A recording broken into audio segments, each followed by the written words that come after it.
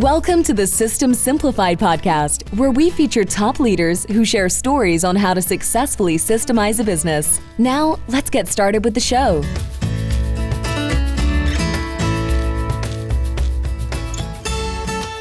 Hello, Klevit here, the host of the System Simplified podcast, where I feature top founders, entrepreneurs, and thought leaders about systematizing a business. And today's episode is being brought to you by Business Success Consulting Group, where we create, document, optimize, and implement processes and procedures so businesses can grow and thrive. And today's guest is Leah Bitar. Hi, Leah. Hello. So good to have you here on the podcast. We're gonna have a great conversation. So first of all, let me introduce you. So you are a successful business owner in a traditionally male-dominated industry. Yeah. Yeah. And you led your family business to a 54% revenue increase since becoming an owner in 2013. Mm-hmm. It's pretty impressive. Yes, thank you. Yeah. And you learn as you go. Proving that adaptability is key to success. And you grew up around construction and you saw firsthand that the business, just like in life, you need to give to receive. So that's definitely a great thing to live by. And I wanted to hear your story. I'm sure our listeners really want to hear the story. How do you get started? So you grew in a family business that is all around construction. And then in 2013, what happened? My father started the company, and so I had been around it my whole life. He worked a lot. He started it from scratch, so he pretty much worked every day of the week when I was little. So it was just a part of our lives. And, going to job sites was something that he took us along with. And so we just kind of got to see all of it as we were growing up. And that dedication and that hard work just became very natural to me and something that I just, thought everyone did. And so as he got older, he started talking about retirement and planning for that. And he had talked about retirement for a long time, so long that we all thought this is never going to happen. He works too much. He enjoys working too much. This is never going to happen. And about 2012, he decided he was ready. And so he started the process of, getting all his ducks in a row, having the business valued, trying to figure out how this sale was going to take place so it was fair and appropriate to everyone. He wanted to make sure that once he handed off the company to us, it didn't fail. I think I'm confident that he believed in us, but, things happen in life. Relationships sometimes fall apart, and he wanted to make sure that no matter what, the business was going to stay in the family. So he spent a lot of time making sure that that transition was safe for everyone. So we took over officially at the end of 2013. So when you say we, who is we? We, my brother and I are partners and co-owners. And so we officially became owners at the end of 2013. Prior to that, we had been acting like owners for years. We had both been treating it as if it was our own and as if we were owners, even though we weren't. So the legal transition was, it was a piece of paper at that point. Nothing changed for us. Nothing changed in our roles. Nothing changed in our attitude about anything. So it was a pretty seamless transition. Great.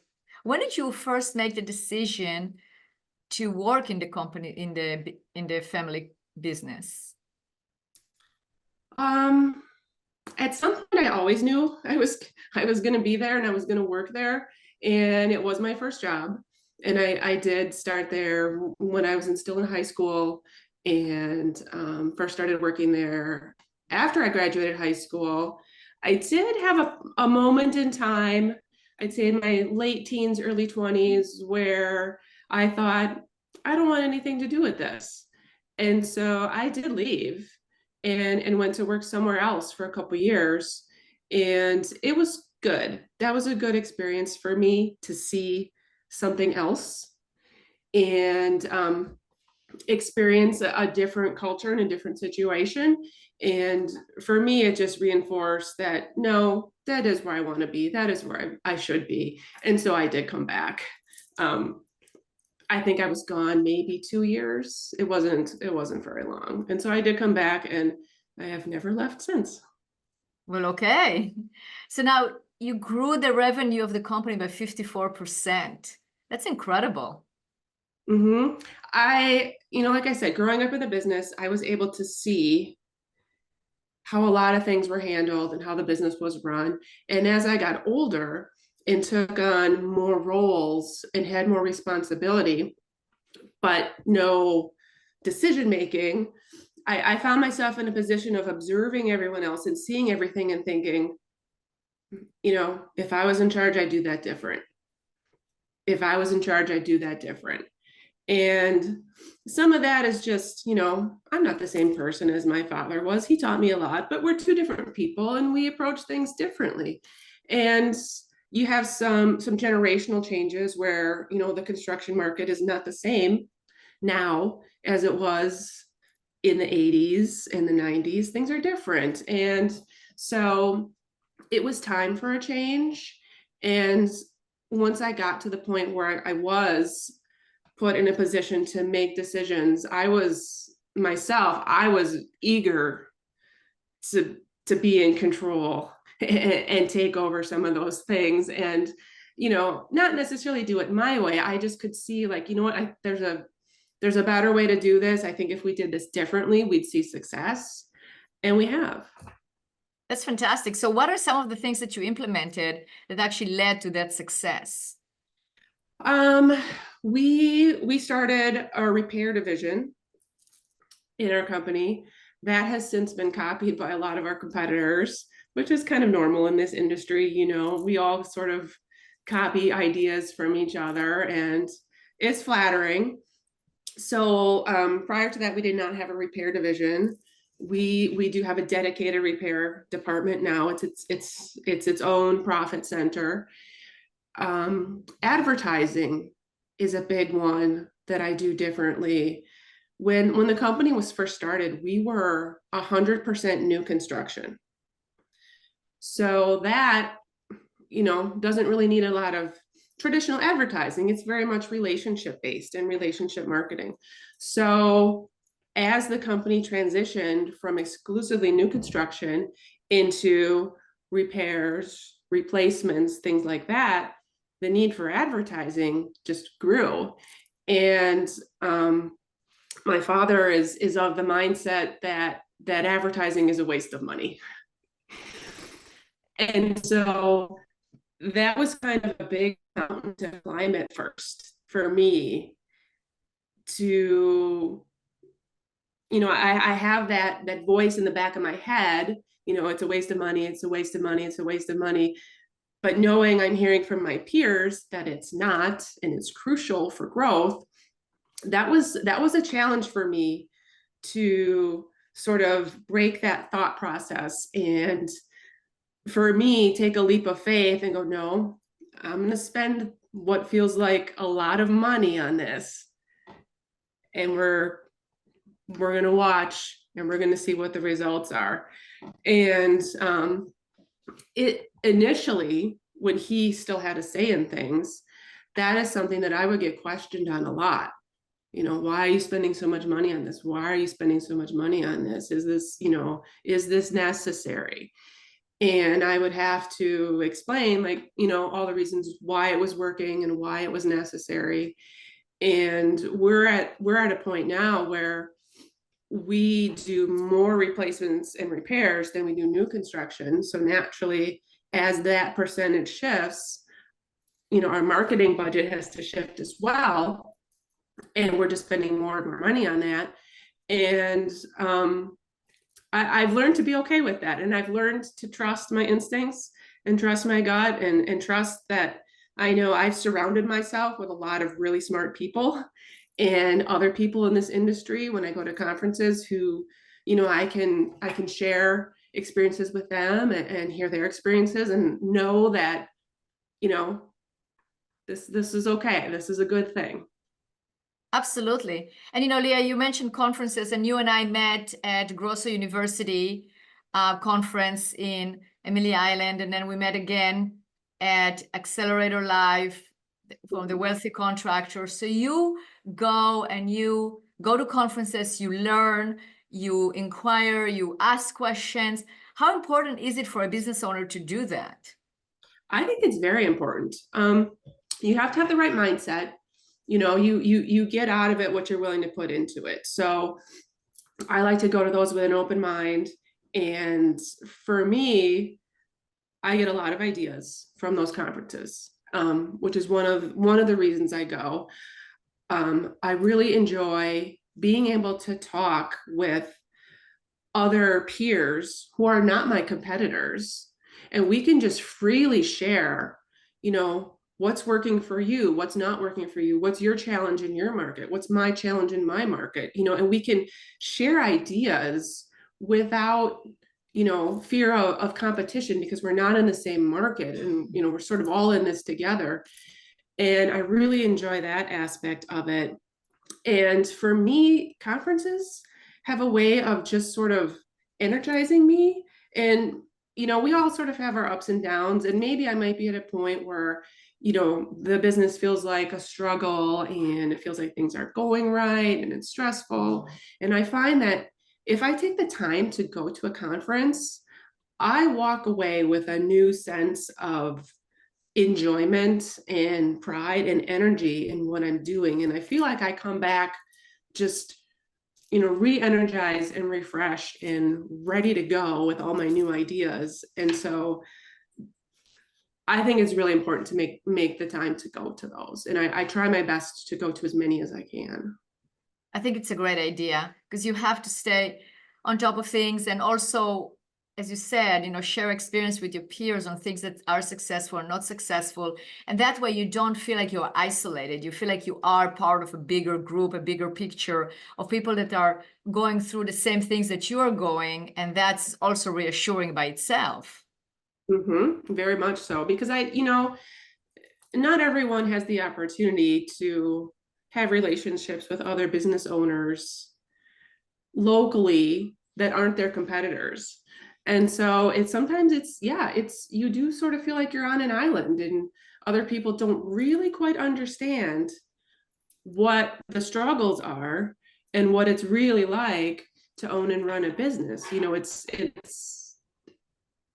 It has its challenges, and when you can't find other people in those same situations, it can feel very isolating. So it's nice to be able to do that at conferences. Absolutely. And you wrote on your bio when I read it, that you learned that in business, just like in life, you need to give to receive. How do you live that? Give me some examples. I think it's really important to take care of our employees and our partners. And, it's not just what can they do for me? It's also, what can I do for them? How can I make their lives better? How can I make sure that they're more fulfilled, that they're happier, they're enjoying what they're doing? And if they have any particular struggles that they're going through, what can I do to help that? We're all human. It's nice to be able to be in a position to help people, whether that's just listening, whether that's, sharing resources with them or whatever. It's really nice to have those relationships with our employees. And then being a business, supporting the community is also very important to us. It's important to us to have a good impact in our local community and do what we can to give back and support different organizations. We just recently completed 2 roofs for our local Habitat for Humanity chapter for homeowners that were both elderly and in need for different reasons. So that was the first time that we were able to participate in that program, and that was really enjoyable for us. And we just like to do what we can to make a positive impact and be more than just a business in the community. We like to have a positive impact. That's beautiful. Absolutely beautiful. Now, you know, we are all about systems, right? This is the System Simplified podcast. So as a business owner, from your perspective, what's the importance of actually having good systems in order for the business to be efficient and run efficiently? Oh, it's critical. It's critical. Without those, you really have no control over anything, and that's bad. So it's important to make sure that you have those systems and processes so that, number one, things are going as intended, but number two, that the people that you are delegating that work to and trusting to carry out that work are doing it the way that you intended and are actually following what you want them to do. And without systems and processes, you're leaving all of that up to chance. I'm a firm believer in inspect what you expect. And if the people that are doing the work for you don't know what you expect, well, you know, it's challenging to hold them accountable and to expect quality from them when they don't know what you wanted. So when you have systems and processes, it makes it very easy to make those expectations clear. Everyone's on the same page and knows what is expected of them, what is expected of others, and how that all fits together, big picture, so that as a team, we all have success. That's spot on. That's exactly right. That leads to accountability. It leads to consistency. You have happier customers. It all leads to better results because without it, you have chaos. Yes. Yes. Yeah. So what is the future like? What are your goals and plans for the future? The future, 2025 is going to be a big year of change for us. We're going to have a lot of change this year. We've got a key person retiring this year. He's been with us the longest. He is our longest tenured employee. And so we're very excited that he is able to, he's always had a goal of retiring early. And he's been able to make that happen. So we're very excited for him. We will miss him, but we're very excited for him. So I have a key role to fill on that department. I just found out I have another employee who's moving to Colorado soon. So I have another role to fill there. We have a new person starting Monday. So we have that going. I need to find, implement, and onboard everyone with a new CRM prior to September. So I have that on my plate. So it's going to be a year of change. And I think it's all going to be good change, but it's going to be a lot of change.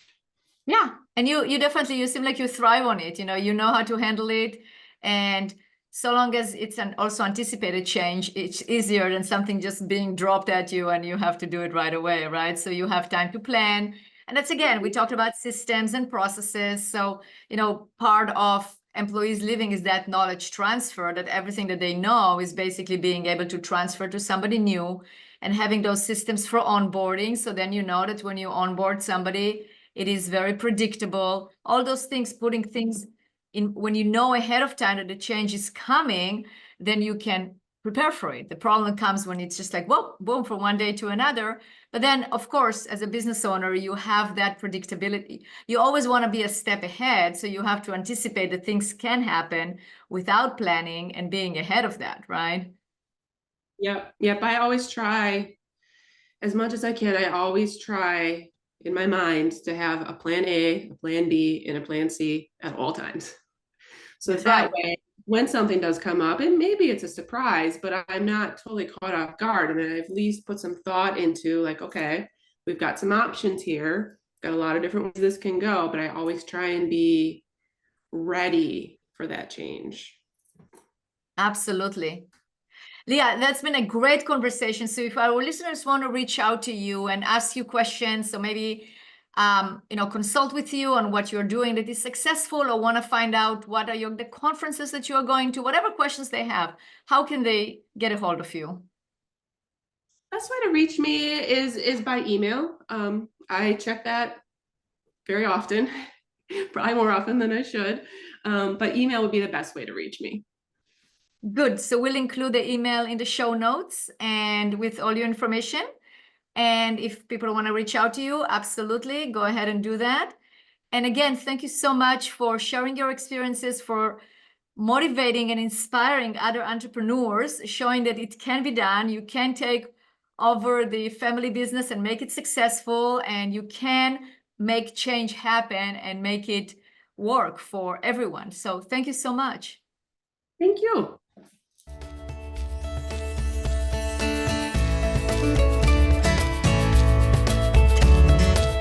Thanks for listening to the System Simplified podcast. We'll see you again next time, and be sure to click subscribe to get future episodes.